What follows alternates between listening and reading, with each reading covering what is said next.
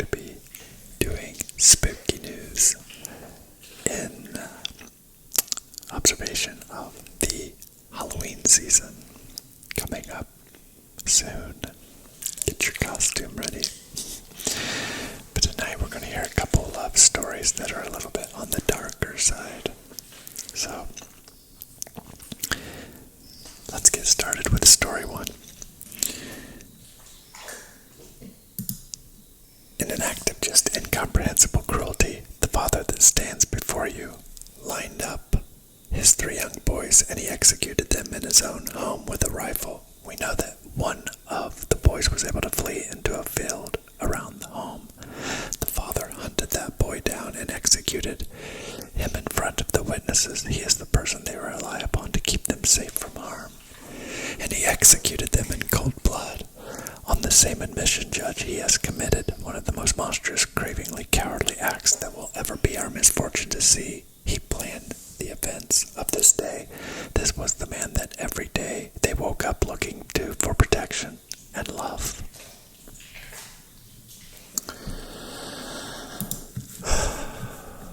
Wow. Let's get started on this story, on the article.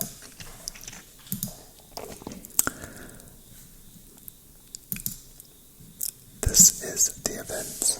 According to the Bill of Particulars, on June 15th, 2023, Chad Dorman returned early from work and requested that his 3 sons and his wife join him in the primary bedroom for a nap. Sometime after they laid down on the bed, Dorman opened his gun safe and retrieved a Marlin Model 70 HC .22 rifle. Dorman then shot Hunter twice, killing him. The wife began trying to help Hunter while telling the other 2 sons to run. At this point, the stepdaughter, who was watching television, was entering the bedroom and witnessed the first shots. She ran after Clayton, telling him to keep running, but Dorman chased him into a nearby field, shot him from behind, and then point blank in the head. The suspect carried Clayton's body back to the house's yard. The stepdaughter then re-entered the house, picked up Chase, and escaped to the road. Dorman followed her and aimed the rifle at her, telling her to put Chase down. He tried to fire, but was out of ammunition. Chase ran to his mother, who was now outside in the yard, trying to render aid to Clayton. The stepdaughter got away and informed a passerby what her stepfather was doing before continuing to run towards the nearby Monroe Township Fire Department. Dorman then went inside and carried Hunter's body outside, laying him in the yard. He then tried to wrestle Chase from his wife, reportedly biting her in the process. When she managed to grab the rifle, Dorman fired, shooting his wife in the thumb. She dropped Chase, who Dorman then shot in the head. Dorman then laid Chase's body down next to his brother's and sat on the side stoop of the house, watching his wife try to resuscitate the boys until police arrived. Police arrived on the scene around 4:25 p.m. and arrested Dorman. In the body camera footage, he is heard saying, "I did it. Take me to jail." He reportedly admitted in an interview he had been planning this since October of 2022 to shoot his sons. The Bill of Particulars filed for the case claims that the stepdaughter suffered psychological harm due to the incident. Ultimately, Dorman was charged with 9 counts of aggravated murder, 1 for each gunshot that hit the deceased. In addition, he received 8 kidnapping charges, as well as felonious assault charges. There's been no update since this. Sometimes humanity just fascinates me as to the depravity that they will go. Wickedness is beyond what one can even imagine sometimes. And the one thing that's missing from this is the motive. Why? What would lead him to do such an unbelievably terrible thing to just his beautiful family? And, as I try to think through what the motive would be, the only thing I can think of is that he knew he was a monster, and he may have been afraid that he had created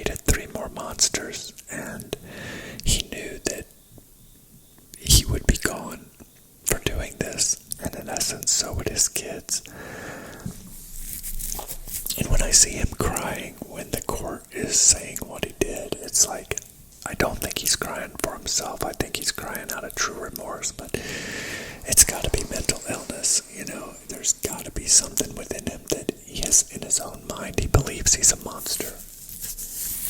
And he wants to take out any future monsters that he thinks he's bringing into the world because he thinks that they're going to be just like him. I don't know. It's the only thing I can think of. The only other thing would be that he wanted to do it to punish his wife, but this stepsister to those little boys was his wife's daughter from another marriage or from another relationship. That daughter, that it was not his kid, so he only killed his own kids, and that's what makes me think maybe he did it because he was only killing his own creation, which is I don't know, it's just so strange. Anyway, let's move on to the next news story. And this one was recommended to me. Let me pull up my comments here. This was recommended to me by Mitches Rodriguez. I don't know, that's like a play on Michelle. Mitches Rodriguez. She asked if I would do a news story about the Ruby Franke and Jody Hildebrand case. And when I heard the names, I was familiar with it. I had seen it on the news here. So let's get into that. The title of this one is Niece of Jody Hildebrand, Ruby Franke's business partner, speaks out about alleged abuse. The relevance of this story is that she was a YouTuber. Okay. As YouTuber Ruby Franke and her business partner Jody Hildebrand remain in jail on charges of felony child abuse. One of Hildebrand's relatives is coming forward with their own allegations of abuse. Hildebrand's niece, Jessie Hildebrand, who uses the they-them pronouns, told ABC News that they were sent to live with their aunt as a teenager and were subjected to what they described as brutal abuse. She would lock me in this room and write out my sins on paper, Jessie Hildebrand told Chang in a new episode of Impact Nightline, streaming on Hulu. She made me sleep outside in the snow. She duct taped me. I wasn't allowed to speak to anyone.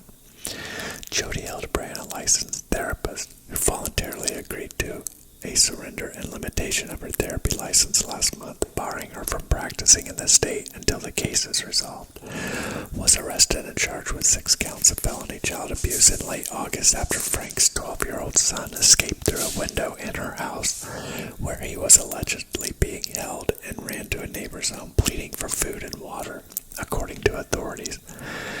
According to police, the neighbor described the 12-year-old in a phone call to police as emaciated and malnourished with open wounds. Court documents also described the boy as having deep lacerations from being tied up with a rope. Police also said they later found Franke's 10-year-old daughter at Jody Hildebrand's home, also malnourished. Authorities alleged the 12-year-old boy and 10-year-old girl were under Jody Hildebrand's direct care at her home in Utah at the time. Franke had gained online notoriety with her tough and often controversial parent advice. Was also formally charged with 6 counts of felony child abuse in Washington County, Utah. Both Franke and Jody Hildebrand were denied bail following their arrest. If convicted, they could face decades in prison for the charges. Jessie Hildebrand said that while the arrest of their aunt and Franke have made headlines, they were not surprised. We knew that Jody does this. We knew 14, almost 15 years ago, that she's already done this to me, and people saw and people witnessed and did nothing. Just because you reframe it as a tough love or tough parenting, that's not love, that is abuse.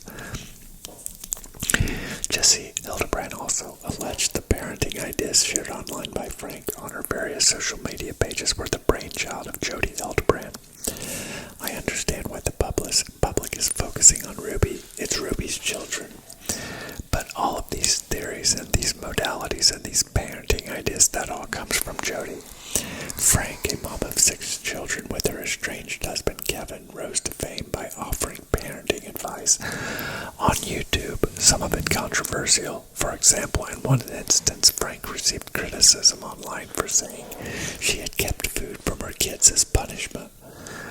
"I'm not even going to let you have breakfast until you get your chores done," she was seen saying in a since-deleted YouTube video. In another YouTube video, Frank was heard saying of her kids, "Up until now, I was really hoping that keeping them home from school and wiping the floorboards would, really bring pain." Ruby and Kevin Frank have been separated and living in separate homes for over a year. Kester told Chang that Kevin Frank, who has not been charged, shares Jesse Hildebrand's view that Jody Hildebrand was behind the actions of his estranged wife. Kevin feels like Jody manipulated the entire family, including children. Following Ruby Frank's arrest, police said her 4 other children were taken into the care of Utah Divisions of Child and Family Services. An official with that agency told ABC News in September it cannot comment on any case specifically. Attorneys for both Ruby Frank and Jody Hildebrand did not respond to the new ABC News' request for comment. Yeah, these women, obviously everybody's innocent until proven guilty, but this looks like a case of pretty obvious guilt, that they were just really wicked to their kids, and just makes no sense. Why would you bring a kid in this world only to, treat them as if they're dirt, abuse them? I mean, and especially in this day and age, you think the abuse isn't going to come out, that eventually, if they live through it, are they going to grow up and not tell anybody? I mean, and what kind of life does a mom not want to have kids that love her? I just don't understand this. It's difficult for me because I never had kids, and primarily I never had kids because life is so hard. And I don't ever want to put a human being through it. I love my life today, but the hell I've been through to get here. I think today still, I don't want to die, but if I had the choice to never be born, I would rather have had that, to not have to deal with all of this, and the pain of losing people you love, and knowing that one day you're going to just start falling apart and fade away. If you're lucky, die peacefully in your sleep. Otherwise, you're going to die some horribly painful thing. It's I don't know. So that's ultimately the reason why I chose not to have kids. I just never wanted to put another human being through the difficulty of the human condition. Because I think no matter how well you take care of somebody as far as financially, it's hard, And I'm just old now. So, anyway, let's move on. I think that was a good recommendation. So, I'm glad I was able to read that one. What else do we have here? I had a third one. Yes, here we go. This one's strange. This one's really spooky.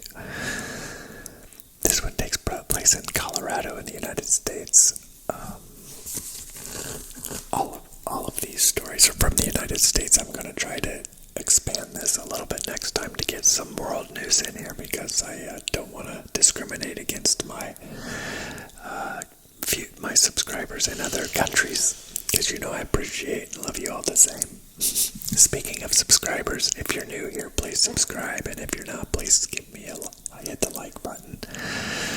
Okay, title of this one, Colorado Green Funeral Home under investigation after disturbing discovery of over 115 decaying bodies. A Green Funeral Home in Clermont County, Colorado is under investigation after a horrific discovery of more than 115 decaying corpses. The Clermont County Sheriff's Department confirmed Friday. The Return to Nature Funeral Home in Penrose, west of Colorado Springs, is accused of improperly storing bodies at the 2,500 square foot one-story facility. The Sheriff's Department said, adding that deputies were called there for a suspicious incident, which a suspension letter from a regulatory agency referred to as a report of an abhorrent smell. Abhorrent smell. A search warrant was executed Thursday by the Clermont County Coroner's Office and the Colorado Department of Regulatory Agencies, which oversees funeral homes in the states. Without providing too much detail to avoid further victimizing these families, the funeral home where the bodies were improperly stored was horrific, Clermont County Sheriff Alan Cooper said in a press conference. He said no arrests have been made. The suspension letter sent to the owner of the funeral home, which specializes in green burials without embalming chemicals, claimed 115 bodies were found decaying inside, and the owner said he was attempting to do taxidermy there. The document didn't elaborate on the context of the taxidermy claim. Owner John Halford also claimed he had a problem at the property without explaining what he meant. Halford is also accused of trying to conceal the alleged mishandling of corpses. Clermont County Coroner Randy Keller said the investigation could take months given the number of decedents and the need to identify them.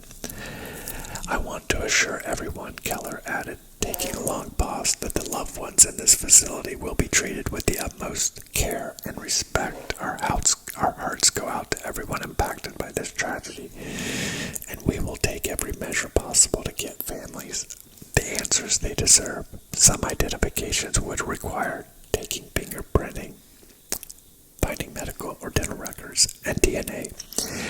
He said he added that Clermont County has declared a disaster to possibly make more state funds available for the effort. The Sheriff's Department asked family members who used the funeral home to contact them. That's just sad. I mean, once you're dead, but, it's still disrespectful because we want to respect the dead, and these people paid for some sort of service that they obviously didn't get because nobody said, just keep them in the building and let them rot away. So they've obviously frauded people out of their money because they lied, and then they are, these bodies are being disrespected and desecrated basically, which is, it's sad to the people that it's always sad to lose somebody. But then to know that happened to their dead body is just, makes things even worse. It's just like a punch in the gut. So, I don't know, but it is interesting. I never heard of a green funeral, like a green burial. But I've always thought that I would be cremated just because it's like, I don't think it matters. Like, I don't want to take up space on this planet. I just want to be gone, and I am fascinated by what might be on the other side, and I hold out hope that there is something, that somehow we do have a spirit in us that allows us to live again. I don't know. I'd like to think that one of the religions is true, that there is life after this, or that some sort of soul or spirit in us carries on. But I don't know. It's life. These are some of the things about life that really are difficult. But anyway, I want to keep going because I thought I was a little over 20 minutes. I could have fit another news story in here. I just didn't know how long this was going to take. But I hope you're liking this news recordings I'm doing. Oh, my dog's laying underneath me. Sorry. She's laying under the desk and she just moved. Anyway, I was originally going to combine a lot of these shorter news videos. But what happened is like I was doing some ear to ear and I was doing some not ear to ear, and so I can't combine a non-ear to ear and an ear to ear because I can't make the non-ear to ear video ear to ear. And then once I download the video and try to combine it, I lose the ear-to-ear effect. I can't access the audio to separate them. So it was just a bigger undertaking than I thought. So I could stop doing ear-to-ear, but I think that most people prefer this. Sometimes I do single just because it's easier, and I could, if I'm in a hurry or I'm limited on time, then I don't. That's when I don't do ear-to-ear, because it does. I have 2 audio files over there that I have to make one left, make one right. It takes probably another 20 minutes worth of editing to do an ear-to-ear versus a non-ear-to-ear. So anyway, that's why now I'm just trying to make my news videos longer. That way I can provide a better ASMR experience, because I know from experience people that only make 10-minute videos, they're just not long enough. And so I apologize for that string of 10-minute ones. I also thought that if I posted every day, I would get more views, but I think because each video, and listen, I don't expect you guys to watch one of my videos every single day. It's like a lot to ask somebody. So I don't, like the people that I love, it's hard for me to watch their videos every single day. Our lives are so busy, but anyway, I think I'm going to go back to maybe 2-3 times a week again. I just haven't decided. I kind of like the posting every day, but I'm going to have to wait till my job calms down a little bit more, because I still have a responsibility to my day job, and then to try to squeeze all this in. Plus, I'm doing my Derek Manus channel. Speaking of my Derek Manus channel, I've been making 90 videos in 90 days. I made video number 75 today, so I've only got 15 days left on that channel, and then I got to take a little break from that, because I'm starting to feel the heat of doing both channels and my day job. So anyway, but I want to keep going, and I want to provide new and exciting content for you guys, and I greatly appreciate all your support, and I will see you on the next one.